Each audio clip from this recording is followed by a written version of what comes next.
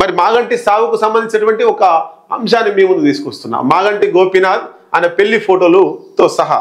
మాగంటి గోపీనాథ్ వాళ్ళ అమ్మ ఉన్నప్పుడే ఈమె పెళ్లి జరిగింది చూడండి. మాగంటి గోపీనాథ్ వాళ్ళ అమ్మ ముందే ఈ సునీత మ్యారేజ్ చేసుకుంది, 2 పాపలు. ఇదే మాగంటి గోపీనాథ్ వాళ్ళ భార్య ఇప్పుడు ఉన్నామే సునీత, ఇప్పుడు పోటీ చేస్తామే ఈమెనే.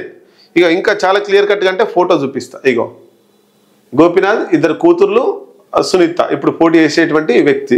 ఇక వాళ్ళ అమ్మ ముందే పెళ్లి జరిగింది. మాగంటి గోపీనాథ్ వాళ్ళ అమ్మ, ఇక సునీత. ఇంత చాలా క్లియర్ కట్గా ఫోటోలు ఉన్నాయి.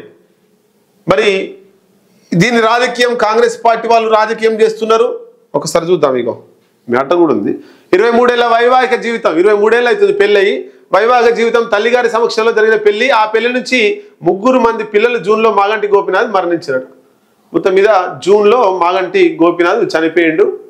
అయితే అక్టోబర్లో నామినేషన్ పరిశీలన రోజున కాంగ్రెస్ అభ్యర్థి రిటర్నింగ్ ఆఫీస్కి లేఖ ఇచ్చి మాగంటి సునీత గారి అభ్యర్థిత్వాన్ని రద్దు చేయాలంటూ ఆమె మాగంటి గోపీనాథ్ గారి భార్య కాదని ఆరోపించారు. ఎన్నికల అధికారులు ఆరోపణలు పూర్తిగా కొట్టేశారు.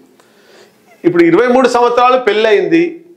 ఇద్దరు పిల్లలు, 3 రాసి, మరి నాకు తెలిసి 2 అనుకుంటా. 2 పిల్లలు ఉన్నారు, 2 3. మరి అప్పుడు 23 సంవత్సరాల నుండి మాగంటి గోపీనాథ్ వాళ్ళ భార్య సునీత ఈ మ్యారేజ్ మీద డౌట్స్ ఉన్నప్పుడు ఎప్పుడు ఎన్నికలలో ఆయన 2 సార్లు గెలిచిండు, 2 సార్లు 3 సార్లు గెలిచిండు. ఆయన 2014, 2018, 2023 3 సార్లు గెలిచిండు. 3 సార్లు గెలిచినప్పుడు ఎప్పుడు కూడా ఈ అంశం తెర మీదకి రాలే. మాగంటి గోపీనాథ్ రెండో భార్య సునీత, అవి అంత డిస్టర్బెన్స్, ఇవన్నీ ఈ రాజకీయాలు రాలే. మరి ఇప్పుడు ఎందుకు వచ్చింది రాజకీయం అంటే ఉప ఎన్నిక జరుగుతుంది. సాధారణ ఎన్నికల్లో ఎప్పుడు కూడా రాలే. ఉప ఎన్నికల్లో కాంగ్రెస్ పార్టీ ప్రతిష్టాత్మకంగా తీసుకుంది కాబట్టి ఏది ఏమైనా ఓడగొట్టాలి అని ఫ్యామిలీలో ఇష్యూలో ఏలు పెట్టినట్టు మనకు కనబడుతూ ఉంది. ఎన్నికల సమయంలోనే, నామినేషన్ అఫిడవిట్ సమయంలోనే, ఆ నామినేషన్ల పరిశీలన రోజునే ఎందుకు ఈ అంశం వచ్చిందంటే బీఆర్ఎస్ పార్టీ అభ్యర్థిని సునీతను డిస్టర్బ్ చేస్తే కాంగ్రెస్ పార్టీ ఈజీగా గెలుస్తుంది అనేటువంటిది కాంగ్రెస్ మైండ్ గేమ్, రైట్. అయితే ఇక్కడ చూడొచ్చు మనం, దాన్ని ఎన్నికల అధికారులు కొట్టేసిరిగా, పట్టించుకోలే.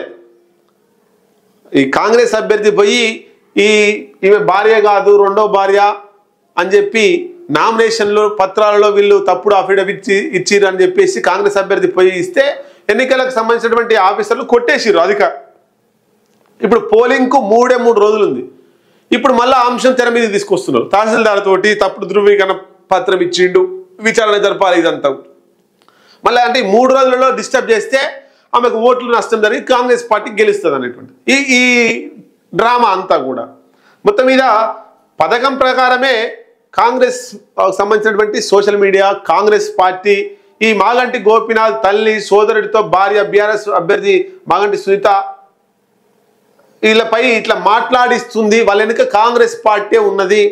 ఎవరు? వాళ్ళ తల్లి, సోదరుడితో కాంగ్రెస్ పార్టీ ఇట్లా మాట్లాడిస్తుంది, ఆరోపణలు చేపిస్తుంది, డిస్టర్బ్ చేసే ప్రయత్నం చేస్తుంది అనేటువంటిది.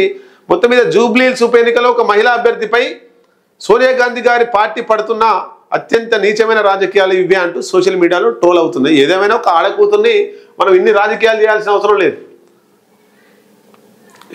జనాలు డిసైడ్ అయిపోయారు ఎవరు గెలుస్తారు, ఎవరికి ఇష్టం అనేటువంటిది వాళ్ళు డిసైడ్ అయిపోయారు. గెలిపోవడం సహజం.